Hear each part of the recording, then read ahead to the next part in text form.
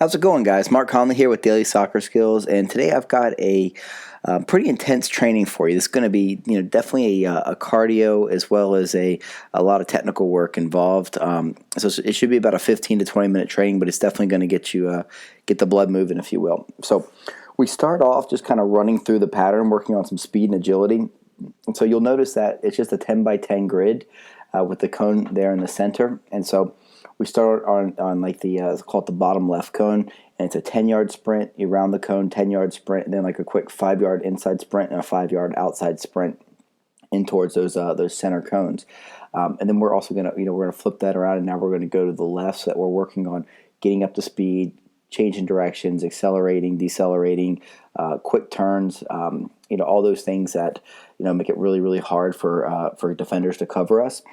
And the next step that we're going to do is now we're going to bring a ball into the equation. So, we all watch players like Messi and Ronaldo and Neymar dribble, and one of the most impressive things is how they can seemingly go at top speed and do packs of traffic and have somebody one-on-one, and it's like they're constantly changing direction, they're changing their speed, and they're not really, it almost looks like they don't have to think about it. The ball's just kind of glued to their foot. So that's one of those things that we're kind of looking for to help young players develop here at Daily Soccer Skills, is how do we make players more technical, more comfortable on the ball, so you don't have to think about it. The ball is just not naturally, you're practicing it, but it's glued to your foot. You know exactly where it is at all times, and you're a force to be reckoned with because of that.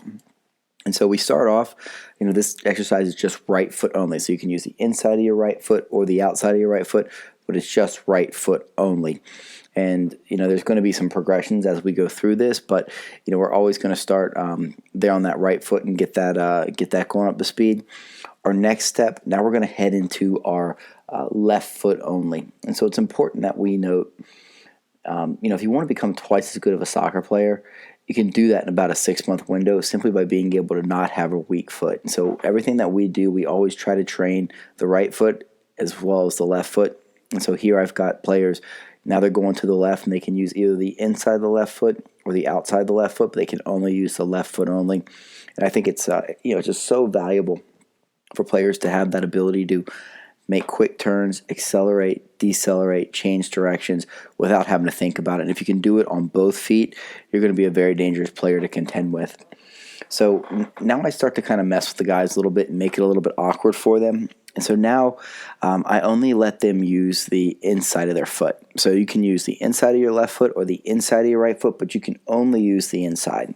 And so this is really valuable for working on those turns, whether it's those 290-degree turns that are in there, or the really tight one that happens in the at the center cone. But the entire like idea is somewhat counterintuitive to kind of running with the ball, especially on those long 10-yard runs that they're making when they're sprinting and carrying the ball. It's having to get up to speed, having to touch the ball to the other foot. How do you change direction with it when it just be so much better just to use the outside of your foot and the outside of your foot only. So I think as a coach, it's really important for me that my players look comfortable. Like, yes, you want players comfortable, but you also want to challenge them to go outside of their comfort zone, to use different parts of the foot, to carry the ball at different speeds, to be able to change direction using all parts of the foot, so that when they get into games, and you never really know what kind of situation that the game's going to throw at you, but you know that if you train this manner, whatever the game throws at you, you're going to be ready for. And so that's why I make them do things that are somewhat awkward, somewhat counterintuitive towards running and carrying the ball. But now they can change direction. Now they can break out of away from defenders and out of packs of defenders without thinking about it as much, because we train in that regard. So the final progression. And again, there we're going to the right and to the left-hand side, and then now we can use the outside of the foot only for our final one. And here I have the players going to the right, and then they'll do some going to the left. So it's a little bit more right foot dominated, and a little bit more left foot dominated. But they can only use the outside of the foot. So you can use the outside of the right foot or the outside of the left foot, but you can only use one of the feet. All right, guys, so this is a great training for working on your running with the ball, your movement with the ball, and doing it at game speed.